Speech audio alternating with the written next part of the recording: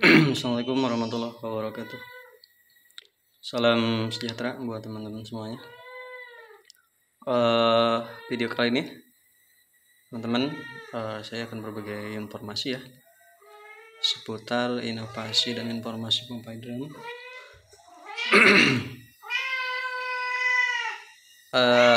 Temanya kali ini teman-teman, kita mengenali komponen wajib dalam pompa hidran.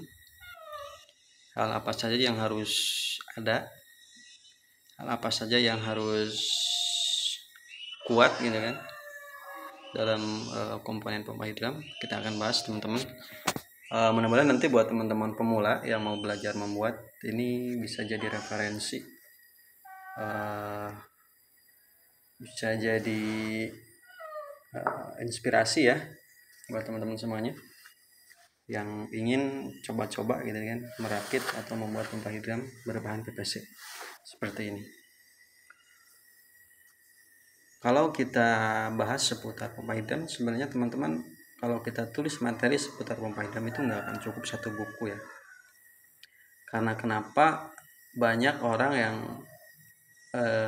gagal ya ketika dia mencoba membuat pompa hidran, belum sampai 100% udah putus asa gitu kan, udah gagal, udah menyerah. Itu karena memang dalam membuat pompa hidran itu teman-teman, meskipun ada bukunya, tidak ada ilmu yang baku dalam membuat pompa hidran.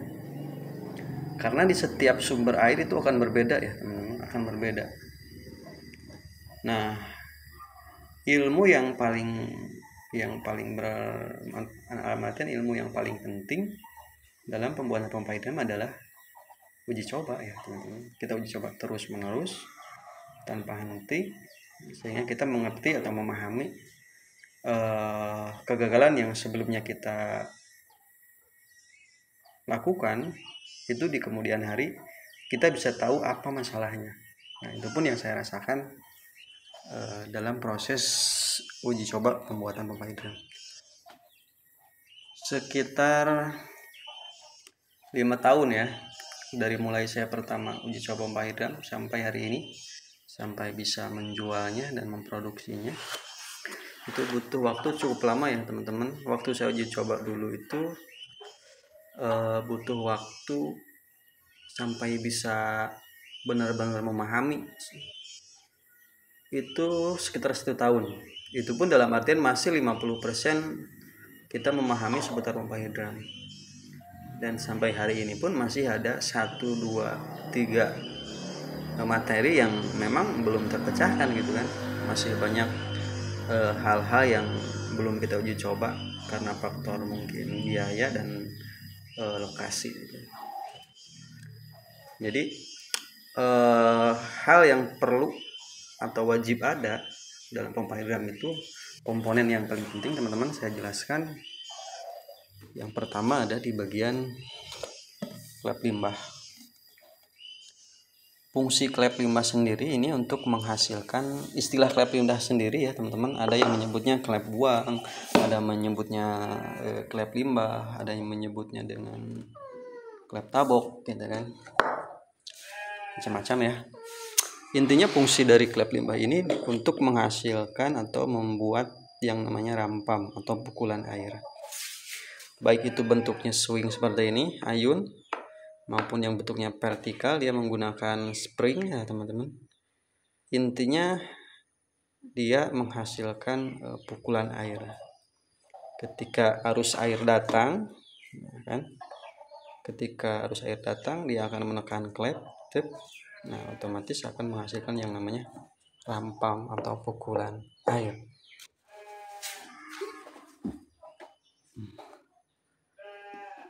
Nah, jadi yang pertama, yang paling penting itu di bagian klep limbah. Klep limbah sebisa mungkin teman-teman harus menemukan bahan yang kuat, gitu kan, tahan pecah, kemudian fleksibel. Kalau mau model swing ya, itu harus fleksibel. Kemudian harus di bagian karetnya itu harus kuat ya teman-teman. Karena apabila kelenturannya kurang, misalkan kelenturannya itu kurang lentur ya teman-teman, Nah maka rampamnya itu tidak akan maksimal, pukulan airnya itu tidak akan maksimal. Beda dengan si swingnya itu sangat lentur seperti ini. Nah maka akan menghasilkan rampam yang maksimal. Tuh di bagian klep limbah penting ya teman-teman dalam menentukan lubang gitu kan, lubang besaran klep limbah perbandingannya dengan input gitu kan, itu juga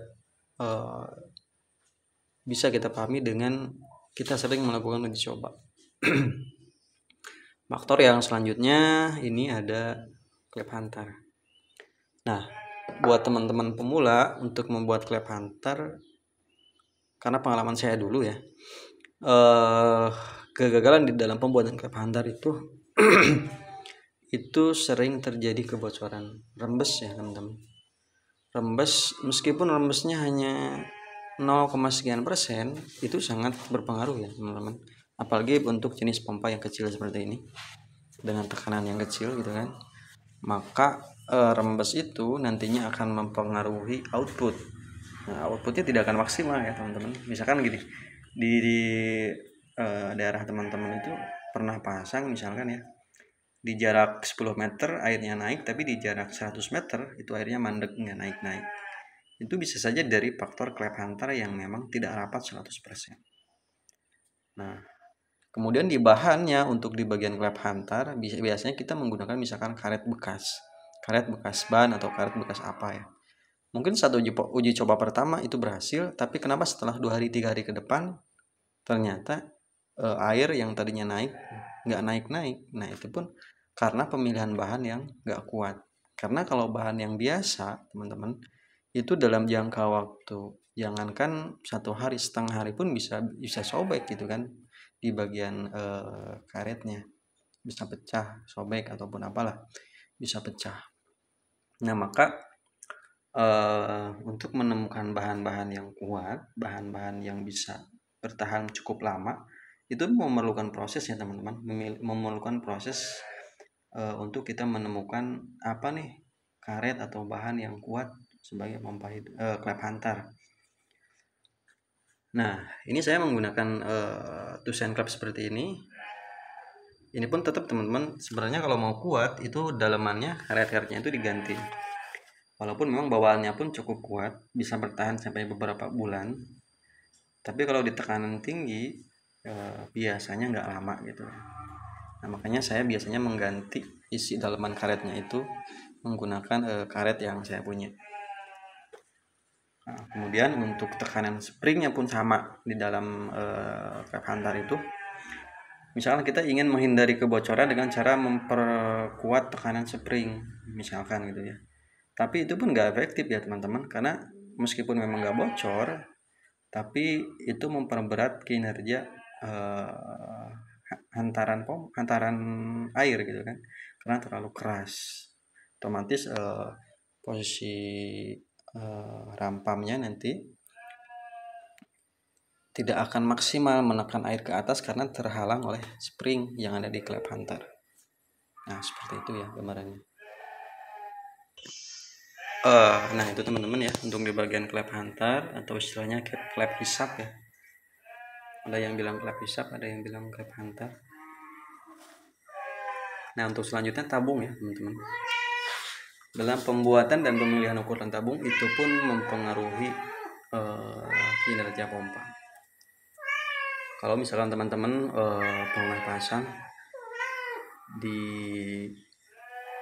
lokasi ya, di jarak misalkan di jarak 10 meter air itu masih besar misalkan gitu kan, tapi di jarak 100 meter air itu kecil gitu kan, padahal vertikalnya nggak begitu tinggi misalkan.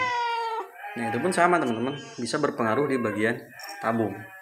Tabung terlalu kecil itu pun berpengaruh ya. Jadi tabung pun harus disesuaikan dengan target dan ketinggian vertikal. Misalkan kalau kita targetnya vertikalnya 10 meter, jaraknya 100 meter. Nah maka ukuran tabung harus bisa menampung air itu minimal di 1 liter ya teman-teman, 1 liter air.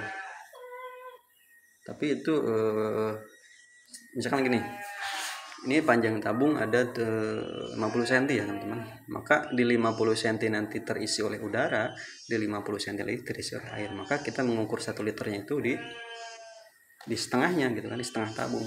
Makanya kenapa banyak hidromer yang lain itu membuat tabung itu sangat panjang gitu kan, ada yang 2 meter, ada yang 1,5 meter, ada yang 1 meter gitu kan, karena memang untuk menghindari hal-hal yang tadi gitu kan, untuk menghindari terjadinya output yang tidak maksimal gitu kan. Maka sebaiknya dibuat tabung itu melebihi kapasitas, jadi diperbesar. Nah itu di bagian tabung teman-teman. Kemudian di bagian output, banyak yang menanyakan jenis pompa itu selalu menanyakan outputnya berapa gitu kan. Nah sebenarnya teman-teman, output itu tidak ditentukan dengan lubang. Kalau misalkan seperti ini kita gunakan lubang output di setengah in dengan gosok ke selang setengah in nantinya.